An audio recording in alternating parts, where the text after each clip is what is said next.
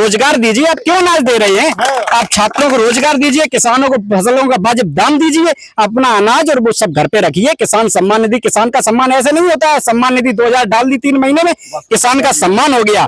20,000 रुपए का आलू में नुकसान हो गया, 50,000 रुपए का धान में नुकसान हो गया, किसान का सम्मान हो गया। किसान को उसकी फसलों का वाजिब दाम दिलाइए, न्यूनतम समर्थन मूल्य दीजिए। किसान का सच्चा सम्मान यही है। किसानों का नारा है, कैसे हो जाए चोरों की इबादत में फना, हमने मांगी नौकरी और तुमने दे दिया नमक तेल और चना। भाई बेईमान है, बिन्ने गैया बछड़ा सब ढीली, सब खेती कर दो यार, सब कचरा हो ही ना है, और फसल बहुत मद्दी कर देते हैं, कचरा कत ही ना है। उनसे जो कह दो गैया बछड़ा अपने बामे ले जाए, उन तो चुनाए भराए और वोट उन्हें काय में दे दें, सो बताओ। उनने कुछ विकास ही ना करो, कुछ ना करो। समाजवादी पार्टी ने जितनी भी जो रोड हैं सब उनने ही बनवाई, भाजपा ने वही एक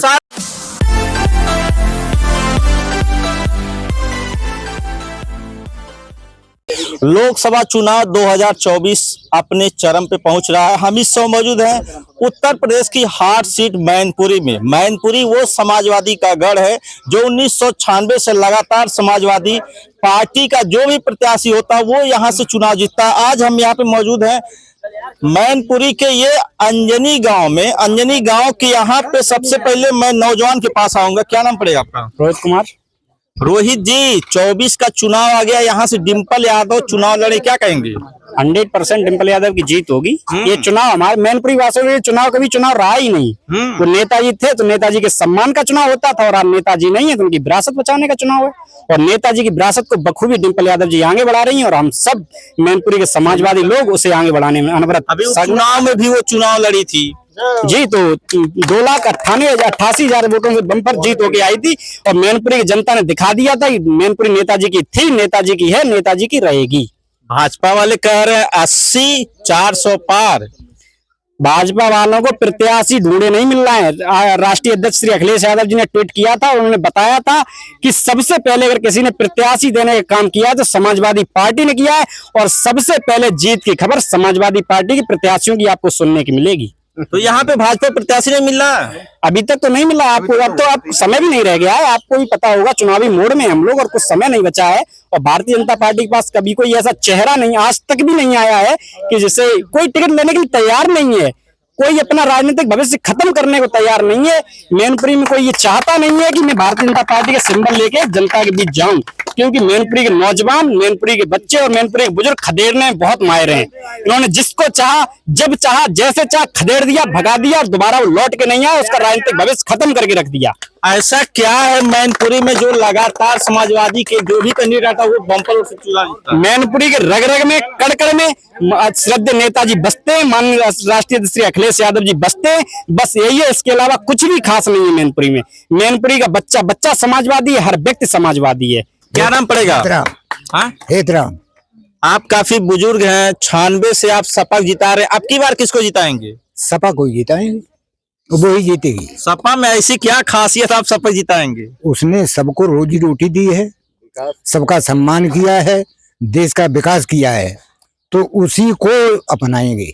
भाजपा वाले कह रहे अब की बार हम मैनपुरी भी ले जाएंगे। कभी नहीं, ऐसा हो ही नहीं सकता। हाँ, ऐसा नहीं होगा। लाठी कैसा लिए हैं? लाठी जैसे ले साहब, हमारे बच्चा मारे फिर रहे, भटक रहे गलियों में। हाँ, बेरोजगार हो चुके, कोई इंटर है, कोई बीए, कोई बीएड करे, कोई बीटीसी करे, कोई नौकरी। लाठी किसके लिए ये तैयार किए हैं? लाठी तो साहब बीजेपी के लिए है। बीजेपी के लिए है? ये बीजेपी के लिए लाठी किए हैं? जासू करे, हमारे बच्चा भटक रहे, कल क्या खाएंगे? तो भाजपा वाले गांव में नहीं आने देंगे? बिल्कुल नहीं। सब आते होंगे ना? अरे आते ही नहीं, 96 से नहीं आ रहे। 96 नहीं आ रहे? बिल्कुल आपके गांव नहीं आते? बिल्कुल नहीं। ऐसा क्या खासियत है कि आपके गांव में भाजपा वाले नहीं आते हैं? अरे खासियत झूठ बोल रहे इसलिए नहीं आते। वो तो अब मुलायम सिंह जी, अखिलेश जी हर जात के लिए रहे, काम करते रहे, कोई अपनी जात के लिए थोड़ी उन्होंने किया। बुजुर्ग हैं, क्यों आप लगातार यहाँ से सपा को ही जिताते हैं? सपा में खासियत है कि साहब ने विकास करो, हम लोगों ने रोजी रोटी दी है, और बीजेपी तो बस सिवाय जुमलाबाजी के अलावा, धोखाधड़ी के अलावा कुछ जानता ही नहीं है। वो तो कहते सबको रोजगार दे रहे हैं। वो तो बिल्कुल झूठ, बिल्कुल झूठ। झूठ बोलते हैं, बिल्कुल झूठ, मोदी योगी झूठ बोलते हैं, बिल्कुल झूठ, सफेद। और कोई काली बोले तो सफेद झूठ बोलते हैं, सफेद झूठ बोलते हैं। सफेद। क्या कहेंगे 24 का चुनाव अपने चरम, समाजवादी पार्टी ने अखिलेश यादव अपनी पत्नी को पुनः मैदान में उतारे हैं, क्या कहेंगे? बहुत अच्छा, यहाँ से निकल के जाएंगे। बहुत अच्छा। भाजपा वाले कह रहे हैं कि वो जो अब की बार यहाँ से हार की जाएंगी। भाजपा 96 से कह रहे हैं। हाँ, हर बार कहते हर हैं। बार यही कहते हैं और थोड़े दिन उनका ये चलता है, उसके बाद समाप्त हो जाता है उनके अच्छा, पास। यहाँ से भाजपा कौन लड़ने आ रहा है? भाजपा का कोई कैंडिडेट ही नहीं है। कैंडिडेट नहीं है। किसी को बलि का बकरा बनाएंगे, बैकवर्ड वाले को, बैकवर्ड वालों को बलि बकरा, और सबड़ को नहीं बनाते हैं। सबड़ को नहीं बनाते हैं, क्योंकि उन्हें मालूम है कि यहाँ सबड़ को बना देंगे, विधानसभा में सबड़ को लाएंगे, उसे विधानसभा में लाएंगे। यहाँ से एक जयवीर सिंह है, उनका नाम चलता है कि वो अब की बार जो है डिम्पल यादव को हराएंगे। जयवीर सिंह पेशेवर आदमी है, पैसा पैदा करके और चला जाता है। अच्छा, हर पार्टी में जाता है, पैसा पैदा करता है, उसके पास कुछ नहीं है। तो यहाँ से क्या होगा? यहाँ से डिम्पल यादव कम से 4 लाख से 4.5 लाख से। तो यहाँ पे आएंगे हम, कुछ नौजवान हैं, क्या नाम पड़ेगा? गोविंद यादव। गोविंद जी, 24 आ गया है, क्या कहेंगे?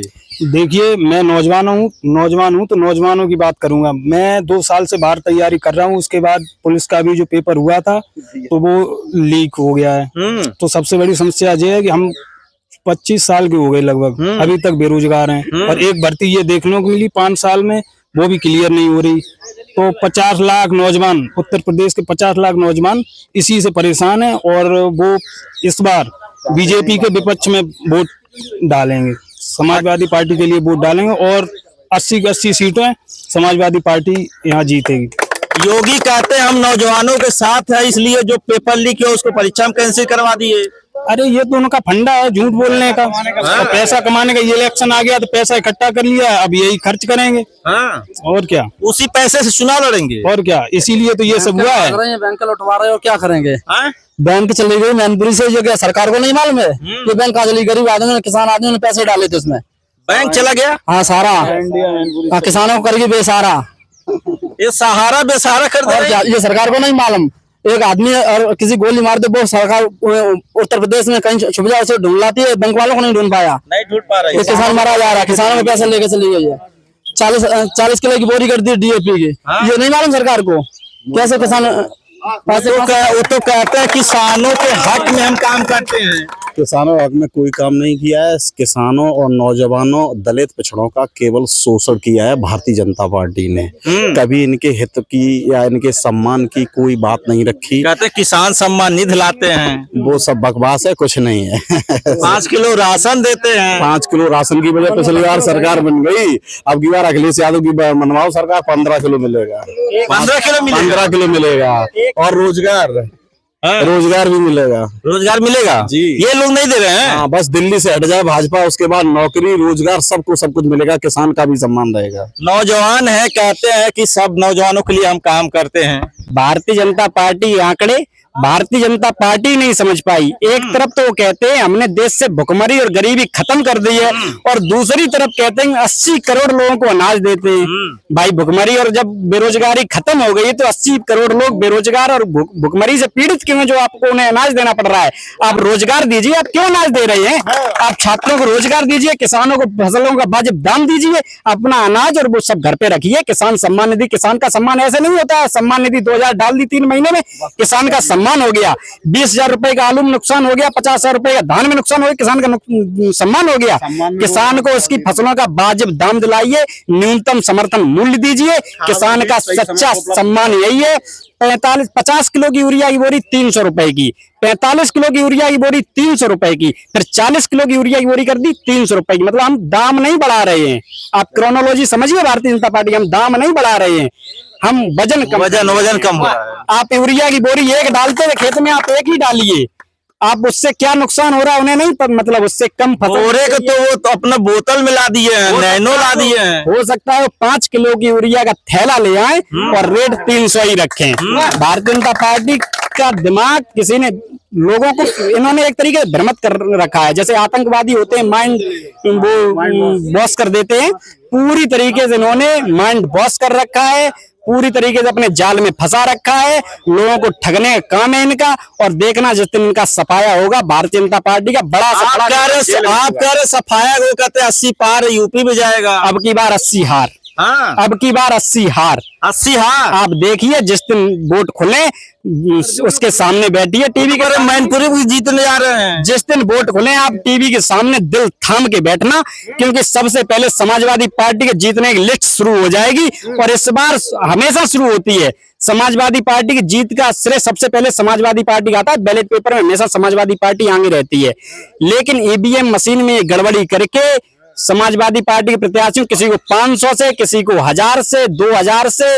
मैनपुरी में भी तो ईवीएम से वोट पड़ता है। मैनपुरी में समझिए, मैनपुरी में हम लोग कम से कम 10,000 रेवा मंडी स्थल पे पहुंचते हैं और लाठियां लेके पहुंचते हैं। अगर भारतीय जनता पार्टी का नेता गड़बड़ी करने की कोशिश करेगा, हम लोग रीट तोड़ देंगे उसकी मजाल है मैनपुरी में किसी को छेड़ दे। भारतीय जनता पार्टी के लोगों में इतना दम कब से हो गया कि श्रद्धेय नेताजी की जमीन पर अपना पैर जमा ले। चाचा आप बुजुर्ग है, कहते हैं बुजुर्गों का सम्मान करते, पेंशन देते हैं और 2000 किसान सम्मान निधि देते हैं। सब कुछ ले लिया, हाँ, कुछ नहीं, हाँ, झूठा झूठा। पेंशन नहीं मिल रही है, कट गई। कट गई? हाँ, क्यों पेंशन कट गई? कट गई। नेताजी के पीरियड में जब सबको पेंशन मिली, हाँ, और भाजपा की सरकार आई तो सब चली गई, हाँ। किसी को कुछ नहीं मिला। चाचा आप बुजुर्ग हैं, आप बताइए किसान सम्मान निधि पाते नहीं पाते हैं? नहीं पाता, नहीं मिलता है, आपको भी नहीं मिलता है? बिल्कुल नहीं। और आपको जो वृद्धा पेंशन? कुछ भी नहीं, कुछ नहीं। राशन भी नहीं, राशन भी नहीं। नहीं। वो तो कह रहे हैं हम सबको जो है 80 करोड़ लोगों को राशन दे रहे हैं। अभी लड़के ने बोला ना, हाँ, राशन दे करके इन्होंने पूरी जनता को भिखारी बना दिया। ये बिल्कुल सच। उस इतने राशन के चक्कर में जनता लाइन लगा। अब की बार क्या होगा 24 में? 24 में खेला होगा समाजवादी पार्टी का और गठबंधन का तकरीबन। कितने सीटें जीत जाएगी आपके गठबंधन और समाजवादी? ये तो खुलने पर पता लगेगा। ये जब सीटें खुलेंगी उसमें पता लगेगा कि भाजपा कहाँ डूब रही है और समाजवादी गठबंधन कहाँ जा रहा है।